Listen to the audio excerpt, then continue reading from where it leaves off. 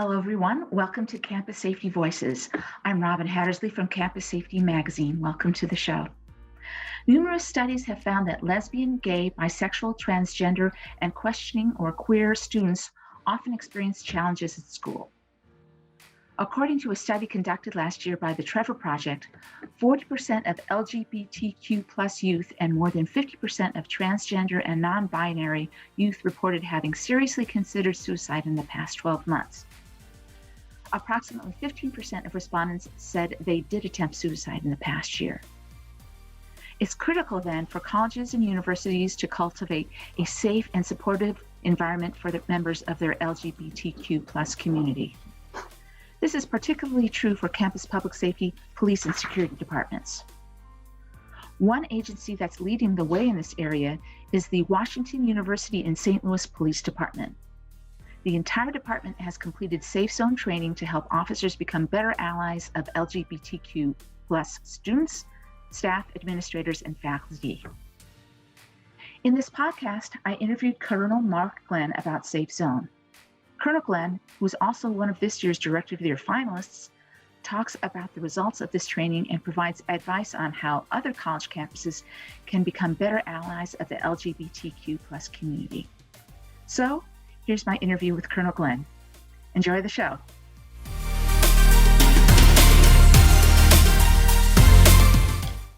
So, Mark, why did you feel it was important for your officers to complete Safe Zone training? What is Safe Zone? What does it cover? And how long does it take to complete? So we wanted to promote a greater understanding and improve communications with our LGBTQ+ community. And that would be our visitors, students, faculty, and staff. Just important for us at WashU to know that the police department was sensitive to the entire needs of our community and our community as a whole. We started the training in about 2015, the first time. It was developed in 2013. It updates periodically.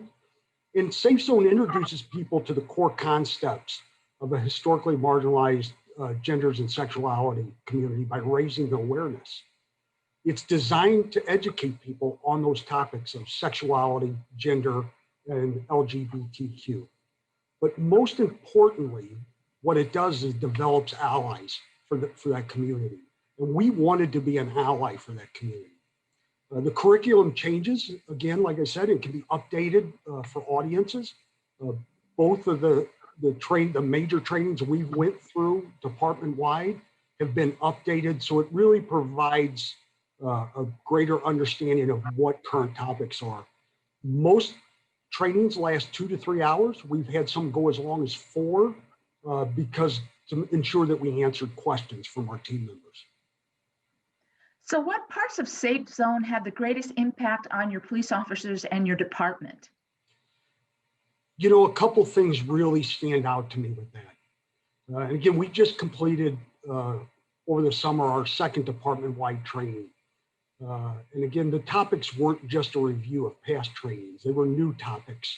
And a lot of what they covered was what we're seeing today in the current political climate and how that affects our LGBTQ community. And it's good to look at those topics through the lens of current affairs. It really helps us out and understand a lot of the concerns. Our instructors are all Washington University staff members, so it brings a sense of ownership and real community to our team during this training. So it's not just someone coming in, but it's people that we see every day that are providing that training, and we make those connections. There's a lot of open conversations and a lot of opportunity for our team to ask questions in a really an open and non-judgmental space so that they can learn. And it's clear from the instructors right away that open environment is essential for learning, and they look forward to the questions. And while we start with questions in the beginning, no one really asks at first. They kind of want to feel it out. But as soon as someone asks one of those hard questions from our team, the floodgates open and hands start to raise, and it's good two-way conversation. It just really enhances that open communication that we want. What going through that type of training, as open as it is with our community members teaching us, it really helps our team have those open conversations with other community members. It kind of, that apprehension that you have about talking about a sensitive subject like that kind of starts to fade away. And you see people as they're in the class nodding their heads and shaking, and you hear a lot of ohs as they learn new things. So it really improves our communication. And how were you able to get support both from the university and from the officers for this type of training? Well, first off, education is one of the Washington University Police Department's core values, and we take it very serious. And it's two-pronged when we say education. One, we work in an educational environment. We take our opportunities to teach life skills. And the other is that we value education of our police officers, of our team, of our dispatchers, to make us better allies and a better resource for our community. So having that, we couple that with the student affairs professionals that we are, as well as police officers. And that's one thing I talk with all of our team about, is there's a time to be a police officer and there's a time to be a student affairs professional. And they prioritize that. Our team really takes that to heart, and they want to collaborate with our community in day-to-day interactions. And having this training empowered our team right from the beginning. They saw to have those conversations with community members. It also really demonstrated to our community and our administration that we were committed to education and we are committed to collaboration. And once they kind of saw that, they really embraced it and allowed us to go forward with it. And after the first class with our team and they started talking, it was clear that they wanted to go through this class, that they wanted to learn to help make them better advocates for our students and our community. So what have been the results of this training? It's there's a lot of little aspects to it, just again from that student affairs. And as I thought about some of the results, the beginning result was just to learn about the LGBT community, the plus community, and be able to help. But again, that we saw it pretty quickly that the confidence in our team and their ability to communicate with all community members was greatly enhanced by this training. One of our mantras here at Washington University is to know each student and their story. And this really kind of fell into that. We got to know students and their stories. They felt comfortable talking with us, explaining what had happened with them in the past and what they were looking for in the future. And we used that empathy that we learned from this training to really connect with those community members that have not had the most positive law enforcement experiences. Additionally, we kind of learned how Title IX and sexual assault laws, how they are viewed by the LGBT community, and it allows us to better serve them both in criminal cases as well as in Title IX cases. And what else has your department and your campus done to become allies of the LGBTQ plus community? Yeah, it's been a really good partnership with the police department and student affairs through this. And again, that was probably one of the greatest partnerships when we talk Safe Zone that came out of that training. So one, we promote Safe Zone. Everybody that's went through the training has a placard, a Safe Zone placard in their windows, so that anybody that walks through knows that we're an ally for them. We have, and I'll hold one up, we have uniform buttons that we place on our uniforms so that when we're out walking, people know what that Safe Zone emblem is for, and that person has been through that training. A lot like what we do with crisis intervention training. We want to make sure that people can see that and know that if they have a question or issue, that this is an officer, this is a team member, this someone throughout the university that can help them.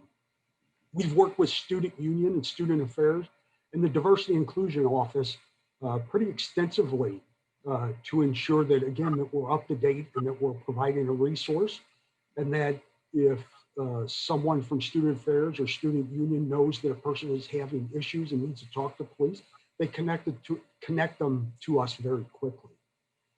We redid a policy on our contact with transgender people. We felt it was really important that our community know what we expect of our team when they're working in our community. So we annotated about preferred pronouns and the acceptance of that, and preferred names for people in our community. That so if they come up and say that they're she, her, we know what they're talking about, and we'll address them properly. We work with our team through the policy not to assume people's sexual orientation, to ask if there's a question. We outlined our search and detention procedures based on the person's identified gender. And again, we mandate safe zone training for all of our team members. So even though we've been through 2 rounds of it department-wide, even new employees go through it within their first couple months here. We have liaison officers to student groups that can work with those student groups individually or as a whole, and get them the resources that they need. But I think, while it's really nice to have all that, I think it's, that those are experiences, and what we share with others is really important. And I'll give you a perfect example. I ran into a fellow officer a couple weeks ago. We hadn't seen each other in probably 2 years. And we were talking, and he asked about my tagline in my email, and I kind of shook my head, and I didn't know what he was talking about. And he said, "It says he, him next to your name." And I didn't know what that was. And I said, "Well, that's my preferred pronouns." And he kind of had a puzzled look, and he said, "Well, I know you're a he, him." And I said, "Well, we don't assume that everyone knows what each one's personal pronouns are, so we put that out." And he asked if the university mandated that. And I told him, no, we do it because we want people to know that we understand, pronouns, and that we're an ally if they need help. And it is those educational moments with others are just as important as our day-to-day interactions. So what advice would you give to other campuses and other police departments looking to improve their support of the LGBTQ plus community? I'm going to go be a little personal here with my life.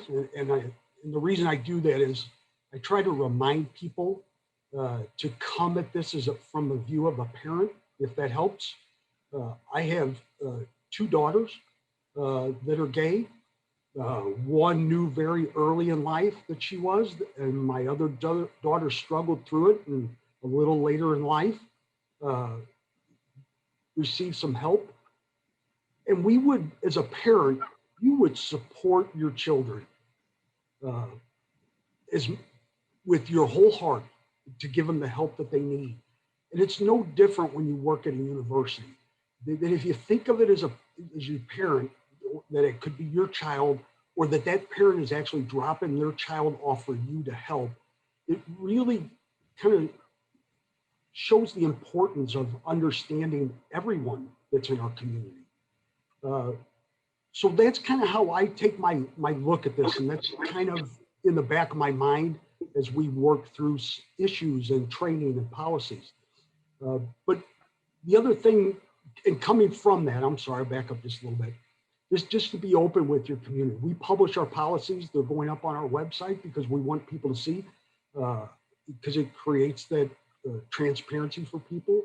We publicly support our students and our student groups, all of them, but we also attend events like our Holba Awards, which are based awards for our LGBTQ community as well as supporters.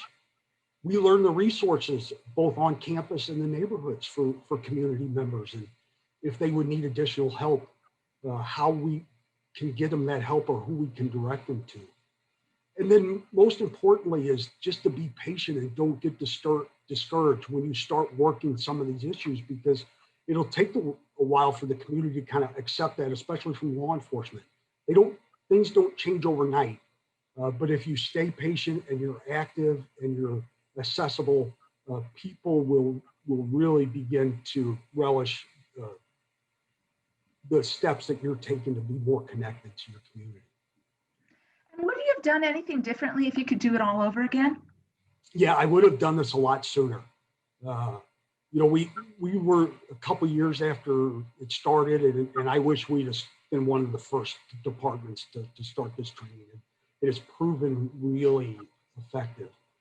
In the first go round, we had a member of our department that was one of the safe zone instructors, and that employee left to take another job.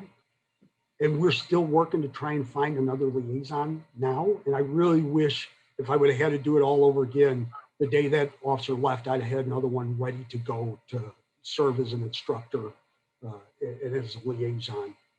And then the other thing that I wish we'd have done right from the beginning is develop a strategy to educate our community on the steps we've taken. Like most of police departments, we're kind of that silent, do it behind the scenes and make sure that we're doing as much as we can for our community. It took our community several years to really start to understand the steps that we as a police department have taken to connect with them and be a resource for them. Anything else you'd like to add about the Safe Zone program?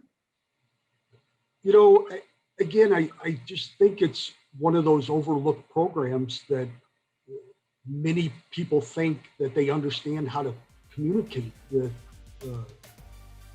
every member of our community, and that's not always the case. There's always a little nuance to each community, and it really gave us the tools to be able to talk and feel comfortable and be a great liaison and help to our community here at WashU. Great. Well, thank you so much, Mark. Well, thank you. I appreciate the time.